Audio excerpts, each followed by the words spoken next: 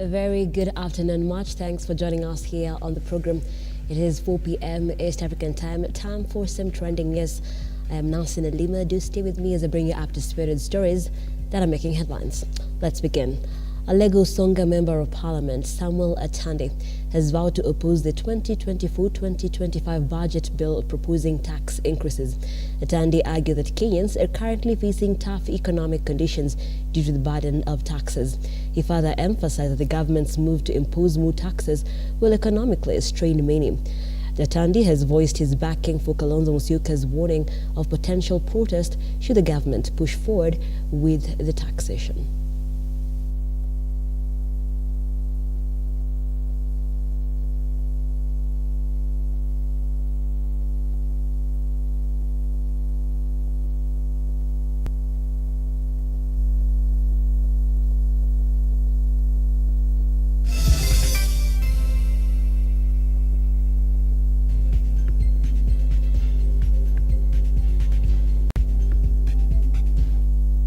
All these taxes that RUTO is trying to increase, me as a Lagos Songa Member of Parliament, I'm going to oppose them. I know many members of Parliament are compromised. Recently, we were voting to impeach Minister Linturi. Many MPs were compromised. They were given money to vote against the report, especially the MPs that we took to the select committee. I want to tell William Ruto that we are not going to allow you to increase taxes. And I want to join those people who are saying that if these taxes must prevail, then we must go for Mandamano. Many countries that have achieved political and economic liberation have resorted to public uprising when regimes become rogue. This regime is rogue, and the only solution we have is public uprising. Yeah. And we are going to continue and to enforce public uprising until those people who are in power, they begin to listen to their voices. 2,000 students at Ngea Primary School have not reported to school 5 days after schools reopened following lingering fears in the Mai Mayo area after a flood disaster that claimed over 60 lives. Teachers and parents of the school have said it will take time before the fear subsides, enabling students to return to school. The situation has raised concern among education stakeholders who fear that students' education might be disrupted. Kwa 3,056, lakini wakati hili janga lilitokea wanafunzi wengi hawajaweza kurudi shuleni. Wale tumepokea hawajafika 1,000, jana walikuwa wamefika 800. Kwa hivyo ni watoto wengi hawajarudi shuleni. Kakalia sababu tumefungua milango, mzazi alete tu mtoto wake. Hatukuwa na shule ambazo ziliathirika in terms of infrastructure, lakini kuna shule ambazo hapo ndio tulihamishia wapo. Na ni shule ambayo ni Ngea Secondary, Ngea Kangaos na Ngea Primary. Maana tulichukua njiko la shule la msingi, hapo ndio tulikuwa tunapikia wale waathiriwa, na tukachukua ile shule ya secondary, hapo ndio tulikuwa tumehost wale waathiriwa. Lakini kwa wakati huu watoto bado hawajarudi shule kwa sababu kila kitu ilikuwa imebebwa na maji, kuanzia uniform, vitabu, vyombo ya kupikia, na bado hatujapata hizo zote. Hata watoto wengi saa hii bado wako na depression, hawaendi vizuri. Wangu mmoja nilimleta shule asubuhi na akaniambia nikuje niambie mwalimu, hata hakubuki mahali alikuwa nakaa. Kwa hivyo mwalimu akumkumbushe mahali alikuwa nakaa. Ukiangalia mambo kama haya unaona akili zao bado hazijakuwa sawa. Nairobi Governor Johnson Sakaja's Dish in a County Feeding Initiative, launched over a year ago, has significantly boosted student enrollment and retention in schools. Currently, it offers meals to 200,000 pupils for just 5 shillings a day. Sakaja reassured parents and students that the city's feeding program will continue despite the national government's plan to eliminate such initiatives. The number has really increased since the inception of the feeding program by the county government. It isn't much money. Comparing that some of these parents were not able to pay for hot lunch, we say thank you for the person who came up with the idea of hot lunch. Tunafika saa 3 kamili ya usiku, tunakuanga watu 5 night shift.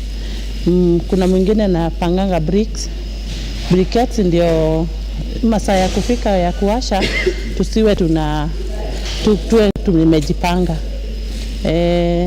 Tunakatakata cabbage, tunazipima per vessel kulingana na ile idadi ya watoto wenye wako. I oversee the operations in the kitchen, making sure that every school is getting the right quantities of food and that the food that is delivered in those schools is of good quality.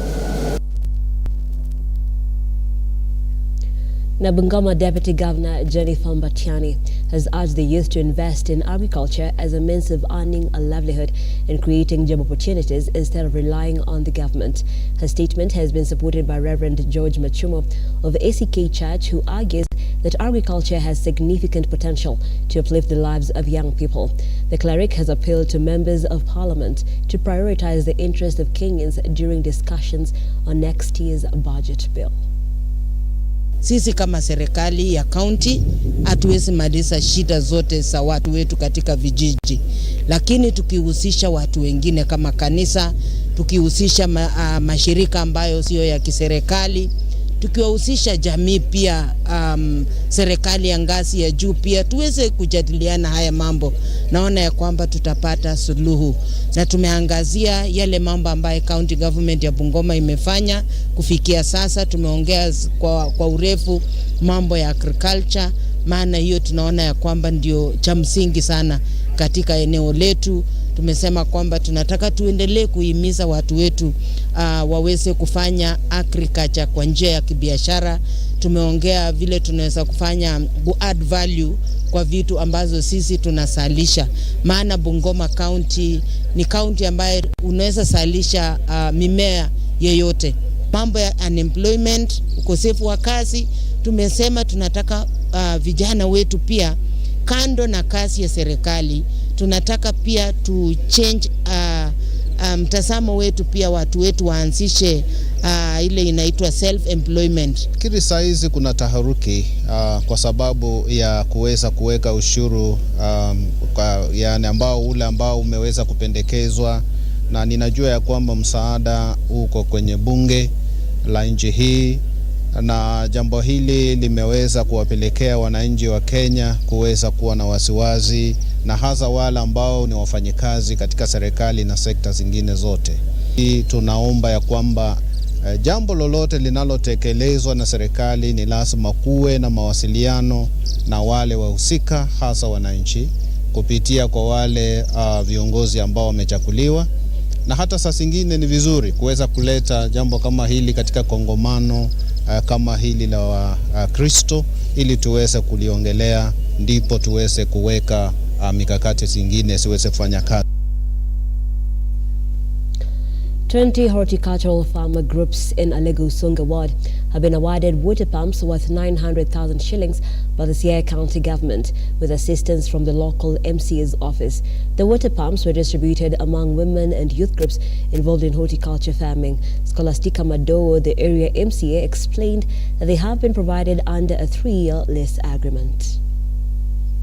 And today we had an event of handing over water pumps to youth groups that are engaged in agricultural activities in Southeast Alego through the leadership of the area MCA for Southeast Alego, which is one of the largest wards in Siaya County, Madam Honorable Mercedes Mado. For today we had 20 water pumps to distribute to youth groups who were vetted by a committee to confirm and to assess their commitment to agricultural enterprises and to issues of food security. And this is just the beginning.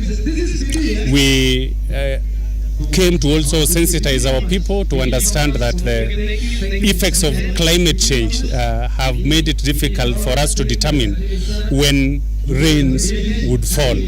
So there are instances where we have either excess rains or excess drought. caused by the changes in weather patterns. And this has necessitated the need to have an alternative of doing agriculture without necessarily relying on rainfall. A friend of mine normally reminds me every day that the crops do not need rainfall. All they need is water. We wish to observe that as a nation and also as a county, we have not done very well on the aspect of prudent water management and water conservation. And that is why you find that when we have El Nino and enhanced rainfall, all the waters flow to the rivers and to the oceans and to the lakes. Kajiado Governor Joseph Olelenku is facing scrutiny for his alleged interference in the upcoming Kekonyokie Trust Land Officials elections scheduled for next week. During a campaign event, he aligned himself with a particular faction, branding the opposing faction as thugs. This move has drawn criticism from local residents who accuse Lenku of causing tension, fostering division, and raising doubts about the election's fairness. Billy, the only fear we have is the interference of the Kajiado County government being led by Olelenku. Olelenku is a governor to Kajiado County, and I hope that was a job he was given and he should concentrate on that. Any other interference about the Kekonyokie Community Trust Land, he is neither a member, he is not supposed to benefit, he is not a member of Kekonyokie community. He shouldn't even have any interference because the land is ours and it belongs to us. And we have been hearing him and talking. Yesterday he was talking about he has deleted 400 members in our register or in a register where he is calling us Wakora. Meaning that is a very bad saying from a leader like that. It shows that kwamba wanajua viongozi wao na wanajua wakora wao. Hata sisi wa Maasai tumepata wakora wachache, lakini tunashukuru Mungu wengi wetu tunasimama kwa mila yetu, kwa imani yetu ya Kristo na kwa njia ya kutenda haki kwa wananchi. Na kwa hivyo muende polepole, wale wanaitishwa pesa, msikubali kupeana hiyo pesa sababu itapotea. Na kama community ya the Man Nation, kama community hii tunachukulia uzito shamba letu la Kibiko, uzito tunaochukulia Mao, tunaochukulia Amboseli, tunaochukulia Laikipia, kwamba ni shamba ya jamii yetu na hatutaki ichezewe na hatutakubali ichezewe. Hatutakubali. Nimesimama hapa kama kiongozi aliyochaguliwa kama gavana wa Kajiado, kama msemaji wa jamii hii kuhakikishia watu wetu. Now, the CBC curriculum in Embu County has received significant support from Embu University and other international partners who have collaborated in designing and establishing a modern arts laboratory. The labs are intended to be a major contribution in nurturing the talents of young people, especially in the field of art. Naitwa Profesa Daniel Mugendi. Mimi ni Vice Chancellor wa chuo kikuu cha Embu, na niseme leo tuko hapa Ndimbi Kangaru kwa sababu tulikuwa tunaanzisha hii tunaita Art Lab. Na Art Lab ni kama laboratory ya kufunza wanafunzi mambo ya CBC. I think the launch is very significant because the curriculum is really asking teachers to do all the things that children need and deserve, but it's really hard to do that without the support of materials and the support of experts and role models. For me, it is as a person who has been at the Center of Education Reforms, CBC, having participated very actively in the writing of the reports in the Presidential Working Party, understanding the landscape and the gaps that we have in teacher education, especially to get a partner like Catalyst to work with us to strengthen in-service training for a school like Kangaru DMB, which has a rich history but with the time the school just seems to have lost its glory.